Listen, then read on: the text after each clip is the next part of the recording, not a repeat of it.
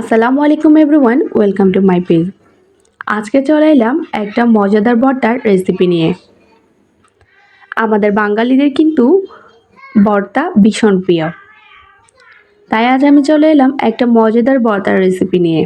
গরম গরম ভাতের সাথে এই ঢেঁড়স ভর্তাটা খেতে কিন্তু অসম্ভব মজা। চলুন তাহলে চটপট ঢেঁড়স ভর্তার রেসিপিটি দেখে নেওয়া যাক। ঢেঁড়স ভর্তার জন্য প্রথমে আমি কিছুটা ঢেঁড়স নিয়ে নিয়েছি। এখন আমি ঢেঁড়সগুলোকে দুই টুকরো করে কেটে নিব। সবগুলোকে আমি একইভাবে কেটে নিয়েছি।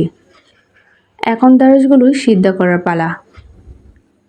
চুলায় একটা হাঁড়িতে পরিমাণ মতো পানি দিয়ে দিয়েছি, আর এখন এখানে ঢেঁড়সগুলো দিয়ে দিলাম, আর মিডিয়াম আঁচে ঢেঁড়সগুলোকে সিদ্ধ করে নিলাম।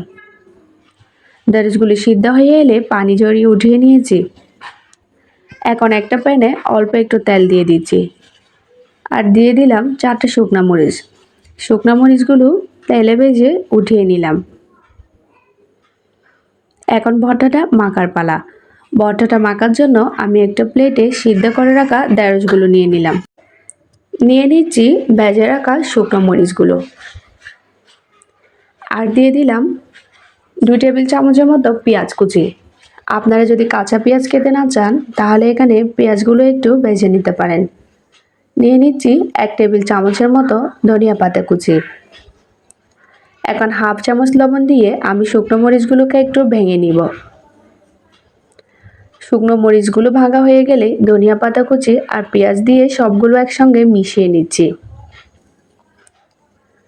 মেশানো হলে এখন আমি ঢেঁড়সগুলোকে একটু ভেঙে নিচ্ছি। তারপর আমি পেঁয়াজ, ধনিয়া পাতা, শুকনো মরিচ সবগুলোকে একসঙ্গে খুব ভালোভাবে মেখে নিচ্ছি।